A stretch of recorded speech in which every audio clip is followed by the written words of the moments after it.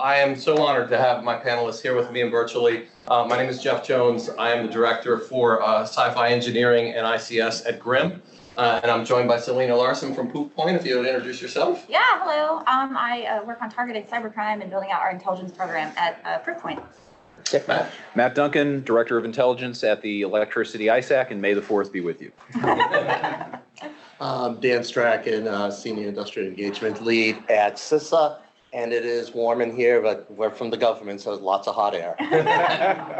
All right, so this panel today, Scott, I'm sorry. Scott is here. Hi guys, I'm online today, so I'm not hot. I'm actually in Texas, and it's kind of dreary outside, but I work at INL remotely, and I am the lead analyst for the Coyote project, which is cybersecurity in the OT environment. And my program focuses on cyber attacks that have happened in the OT environment within a historical context. So that's what we do, and I'm excited to be here. So back to you, Jeff. Thank you. We appreciate it.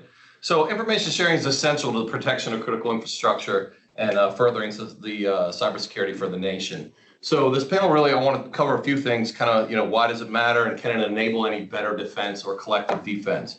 So why does knowing what my neighbor is dealing with help me as an asset owner operator or somebody that's defending critical infrastructure? Similar profiles or what other organizations like mine are dealing with, can they help whether you're being targeted? So I think that's an ideal question for Matt. Our time together at the ISAC has really helped us seek out and understand what asset owners want and need to know about their threat landscape. So tell us what's important to them and why.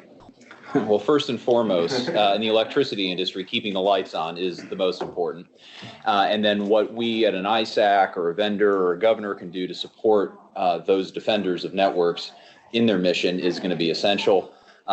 There's a lot of information, especially today with the war in Ukraine, as well as persistent Chinese activity, as well as ransomware. How do you sift signal from noise and give utilities and critical infrastructure the actionable information they need to do their jobs? We'll talk about this more later, but I will submit that it is a lot about making sure you have good visibility of your IT and OT systems, operational technology, information technology, and making sure you provide sector-specific context to vulnerabilities and other things that come out. Right. Yep.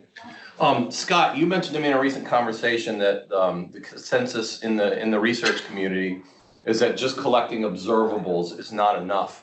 It takes sharing of more than just that. So what would you like to say about that? Yeah, so we're looking at 27 historical cyber attacks at INL, and we're putting these out in a form that breaks them down by observable. And what we're seeing, and we're using a risk model that kind of demonstrates the likelihood that someone could understand this against normal activity. Right. And so most of the observables look so normal that you could basically flip a coin if you don't investigate further. So if you want to flip coins and you want to gamble with your assets, then just look for things in the news, because it's going to be too late by that time.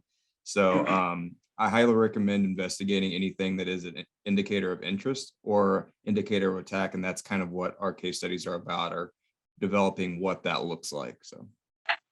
Thank you. Selena, you're not only an exemplary and sought-after threat intelligence analyst, but you're also a respected journalist. Selena spent time at 2 industry-leading private companies. From your experience in your career, why should companies be sharing? Yeah, so, I mean, besides the obvious fact that everyone wants to know what's going on in the threat landscape, which is super important, but ultimately, if we don't know what the threat landscape is, what the threats actually are, we can't proactively defend against them, right? So a really great example, I think, we just hit the 1-year anniversary of Colonial Pipeline, a ransomware attack there. But there was a scourge of ransomware for years before that event actually occurred. And a lot of the information that you were getting about the events that were happening were based on leak sites from the ransomware threat actors. They were based on media reporting of what was happening in some of these organizations, right? So we were really missing the contextual information about how an actor was getting in, what were they doing once they were on the compromised network, and how they were able to, sort of launch those ransomware attacks. So there was just not a lot of information available about one of the biggest threats to organizations. And I think that's a really kind of great example that shows had there been sort of more proactive information sharing about one of the biggest and most costly threats to organizations, it might have been a little bit, better for entities to be like, here's how I can proactively defend myself. Here's what I should be looking for in my network. Here's what I should be prioritizing when it comes to defense. Absolutely. So Dan, the JCDC is obviously in place to help accomplish this from the government side. What is so beneficial from information sharing from CISA and the JCDC's perspective? Well, the JCDC is subject matter experts in a certain area. The new one we just stood up a couple of weeks ago that I'm working with is the ICS JCDC. And it's comprised of companies that are very involved in ICS, but also they have personnel there that I would say subject matter experts. And so when there is a situation that arises dealing with ICS, we can put it in front of them. And it's not just put it in front of a bunch of operators, but these are people who they're specialists, kind of like, specialty doctors and stuff. We also look at, forward thinking here, trying to be proactive. What are you hearing out there? What's going on there? And it's not so much, well, I'm here representing this company and I'm here representing that company. No, it's we're trying to help all of critical infrastructure, not even just a certain part like energy or dams, but all of critical infrastructure. Thanks. So with that said, the next question that we wanted to cover, can sharing enable better defense? And further, can it enable collective defense? Can knowing what my neighbor is dealing with lead to you've got to beat all of us to beat one of us? And could that be a reality? Is that kind of pipe dream talk? So let's start with better defense, and then we can get into collective defense. Scott, I want to start with you there. INL is continuing their work on the case studies that you mentioned earlier for high-profile known incidents with significant impacts. Like the cyber attacks in the Ukraine, 2015, 2016, and recently, Stuxnet, ransomware like ECANs. Talk to us about whether knowing the ins and outs of the specific incidents can help defenders identify precursors to an attack. Yeah, so we specifically look at the victim's experience, right? And some of them are very difficult because there are so many victims that happen simultaneously. And so for this, where information sharing really shines is Ukraine 2015.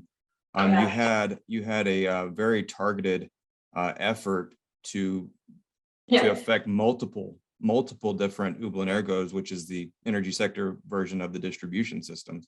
And so there were some Ublanergos that were able to discover indicators of a compromise and indicators of attack earlier, even in the spear phishing stage of an attack, which we categorize as very early, and that would be considered a precursor. And there were some that didn't get the message, and so they were the ones that eventually succumbed to these attacks, and they became victims. But in our case studies, we literally break it down by each tactic and technique the adversary would use all the way through until the impact. So someone could literally benchmark their capabilities against what has happened to another victim step by step.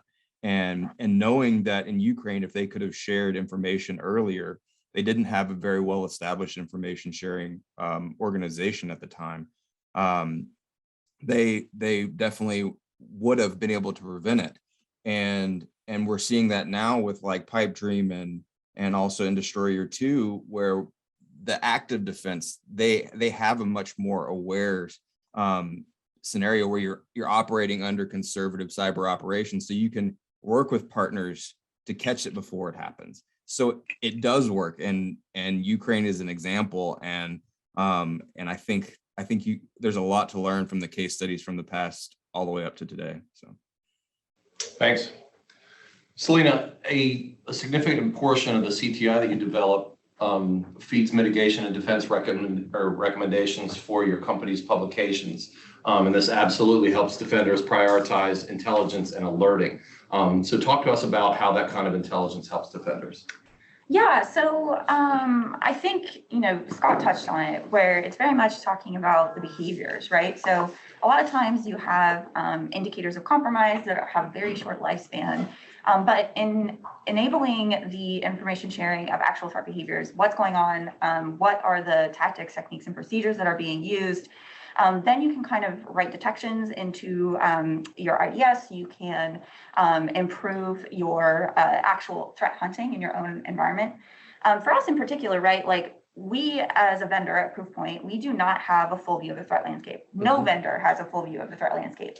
No company does either. Certainly the government, I think, probably has the best visibility, but if you're talking about like, what should I really care about? You only know that if things are shared and are published, right? So certainly for us, we do try to share when possible. For example, mentioned the war in Ukraine. I think the CTI community has really kind of risen to the challenge of being very quick about attribution, for example, saying here's what's going on and here are the threat actors that we believe are behind it. As well as the In Controller and In Destroyer 2 examples are really great about seeing here's what we're doing. I mean, that's very complicated malware that was reversed very quickly and was able to kind of put out detections and TTPs around these events. I guess in the case of Pipe Dream, there wasn't a specific event, but the details are there and how the components work and how you can kind of proactively defend against it.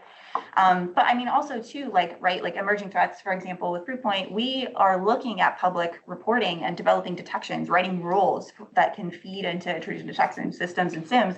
And I think, we're not alone in that, right? Like everybody who is running these types of security teams are trying to operationalize and take action on all of the information that's shared, and hopefully prioritizing it as well. And what matters most to me in my organization based off of what the threat landscape looks like today. Definitely. And when we talked leading up to this, you mentioned about unofficial and informal information sharing channels and collaboration platforms. So what did you want to say about that? Yeah, so I think what's really interesting is we have very formalized information sharing, certainly with the JCDC. You have a lot of work that the government and the private sector have done to sort of formalize these, information sharing portals, whether that's over Slack or meetings. But in my experience, a lot of the most impactful and useful information is shared kind of off the books, right? Yes. Like analysts are talking to each other. People are at different organizations are like, hey, we saw this. I'm kind of sneaking it to you, TLP red, TLP amber. Right. This is for you and your organization to operationalize in your own environment. But it can also be even like Twitter, right? Like having very robust Twitter feeds of like following the people that are doing these investigations and publishing indicators of compromise and TTPs. Certainly GitHub repositories. There's a lot of like open source information sharing tools that are out there, and being able to sort of be in these more informal information sharing programs and groups. Like the beer chats after the events and stuff. Yeah, beer ISAC, there you go. But kind of being able to work those groups as well, but making sure that there is a foundation of trust. And I think that is really important, whether you're talking informal or formal sharing groups. Couldn't agree more. Thanks. So Matt and Dan, you're both in unique positions to kind of opine on the collective defense concept. Both of you work at organizations that are kind of hubs of information collection from all kinds of different sources. So is that concept of you have to be all of us to be one of us achievable? So, do you think it can have real world applicability, Matt? Well, we're seeing it right now, and I couldn't agree more with what Selena said about the InfoSec and the ICS security community rising to the challenge right now with Russia and Ukraine. But from the electricity industry perspective, I would like to say we were early adopters of collective defense because of the culture of mutual aid, mutual assistance, which is fundamental to the electricity industry's DNA. But we've been doing this for a number of years at the EISAC with our partner ISACs, looking at sharing as much information with context. That's also a very important point, as Selena said, as possible. And we do things through our daily sharing, things like GridX, our every other year exercise, but also our flagship program at the EISAC and the electricity community, CRISP, the Cybersecurity Risk Information Sharing Program. Long history of that. I'll do it shortly by saying it was a public-private partnership that started with the Department of Energy. It has grown and evolved over the years. And I think it is a great community. It has great information sharing opportunities that looks at net flow data that utilities are seeing, and then allows not only EISAC analysts, but colleagues at national laboratories and the Department of Energy to analyze. And the proof is in the pudding. In 2017, there was an unfortunate incident in the energy sector in North America, and you can read about this in a recent Department of Justice indictment that came out about Dragonfly 2.0. And I remember it well. Yeah. And then Secretary Perry, former Secretary Perry of Energy, had stated in 2018, without CRISP, that campaign would not have been uncovered. And that is, I think, fundamental to the collective defense aspect that we need to have more sharing, more informal sharing, and then more importantly, having that visibility into networks so that we can better protect them. Absolutely. And Dan, you know, if you could build on that, I would think CISA is in an ideal spot to have an opinion here. So what are your thoughts on collective defense? You know, that the old adage, united we stand. And that's true. Now at CISA, when we talk to companies, we tell them the information sharing is two ways. We don't have a magic orb at CISA or at DHS that tells us what threats are coming up. We have to hear it from the people out there.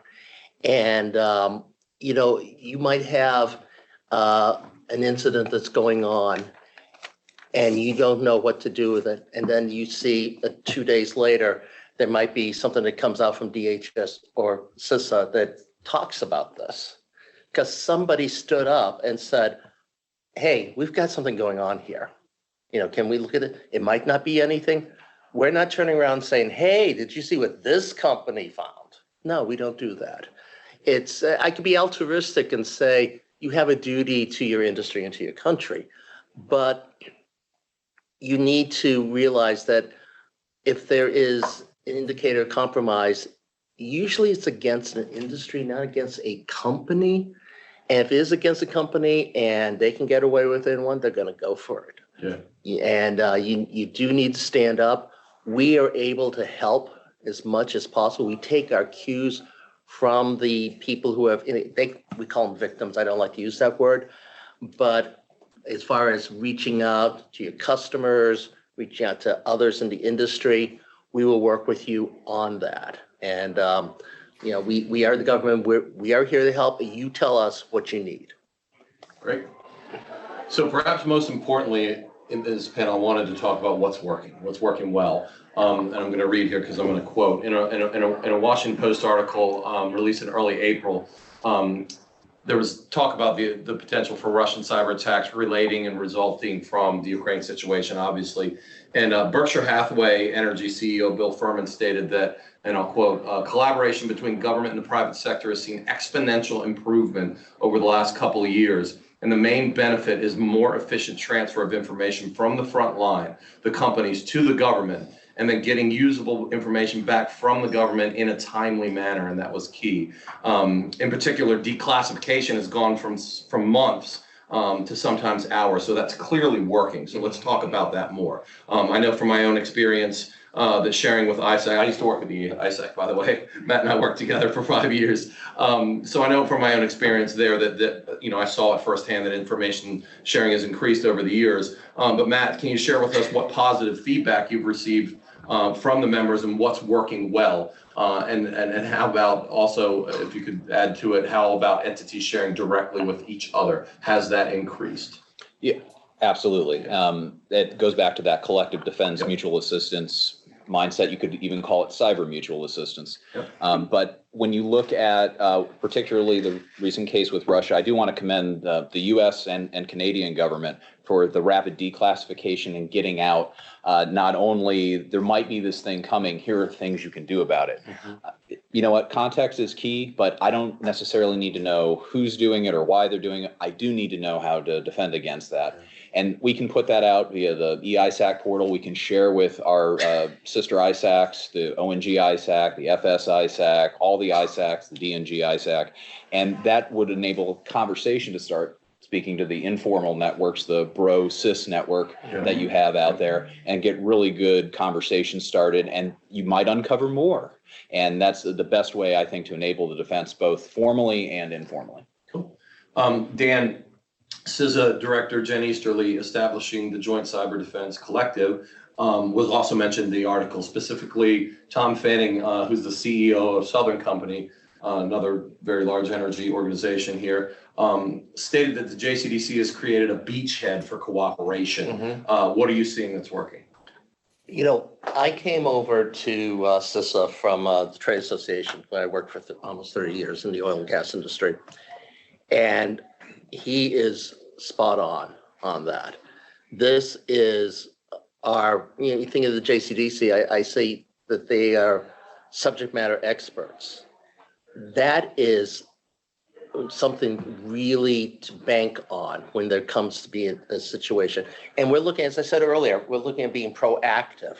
And for those of you who are hunters, you probably have heard the term shoot ahead of the duck. That's what we're going to try to do. Unfortunately, we know reality is we're going to be reactive to things that happen. Yeah. But the JCDC, and a lot of people have said, oh, hasn't this been done before? I've seen similar, but not to this degree. I'm really excited for the ICS JCDC. I'm looking forward to other JCDCs. People have asked me, is there going to be an energy one, an oil and gas one? We'll see. You know, it's going to be down the road. The thing is also with the JCDC is we're not opening the gates up for every single person, because if we have a situation, we don't want 300 people trying to figure out what to do. It's going to be an august group. It's not going to be a star chamber, and they're going to, what they bring out is going to be actionable. It's not just going to be words. Right. Thanks. Selena, from a solutions provider and vendor perspective, there's obviously a balance needed to protect your own, you know, your valuable intellectual property for your customers versus sharing for the greater good. In my opinion, you all have done an exemplary job there on you know, the high profile incidents and what to give back to the community. Just kudos there. But especially something like SolarWinds really lit that fire, you know, something of that level of impact. So what works well, and what feedback have you been privy to as far as that balance? Yeah, so, you know, I would be remiss if I didn't mention the fact that I have a financial stake in the game, right? Like every security company makes money off of their intelligence and information. And so there is, you know, incentives not to share things, but I think, you know, for the most part, especially when you're talking about high profile events, being able to kind of get out ahead of it and share what you can, kind of speaking back to the greater good. But one of the things I do want to point out, you mentioned like what's working. So I think information is only useful if you can take action on it, if you can do something with it, like intelligence, excuse me. Intelligence, you want to be able to say, okay, what do I do with this and how can I operationalize this in my organization? Historically, I think that's been a bit of a challenge, right? So there's, you know, a gap in the security personnel, right? CTI is still fairly new in terms of being a job that people can do. Right. And I think that, you know, there just hasn't been a lot of investment in cybersecurity, if you're talking from just organizations in general. I think, you know, I mentioned Colonial earlier, I'm sorry, I keep repeating myself, but that really did like kind of spark a fire, lit a fire under people to be like, wait a second, we really have to invest in this. We really have to recruit people. We have to train people. We have to be able to operationalize the information and intelligence that we're given. So I think we have some ways to go on that, but I think if we're talking about, okay, what's working, I think this idea of improved information sharing combined with the investment that companies are making in cybersecurity operations and being able to, you know, take action on that information, I think has definitely improved. Hey, Jeff, can I follow on Please, something? of course. I really like that point, the word investment. And it's not just companies deciding to put more money to it. For those that operate critical infrastructure, you also have to deal with your regulators. Sure. Oh, yeah. And making sure that those investments are approved by both federal and state and local regulators is really key. And events like Colonial, SolarWinds, Ukraine really gets people's attention. And I think the Congress with the infrastructure bill also sees that. And that's why they put in a number of those provisions to help out maybe more of those medium and smaller critical infrastructure owner operators that may not have the deep pockets to invest. Absolutely. Yeah, because you can share intelligence like all day long, but if you can't take action on it and if you're not able to operationalize it, then it's kind of useless. Just So, an IOC flood today. Yeah. Exactly. Not going to do much. yeah. Excellent, thank you. Scott, the national labs are constantly in contact with asset owner operators and also with, Department of Energy and the government and organizations like NRECA and decision makers in the community. What's working well in that space?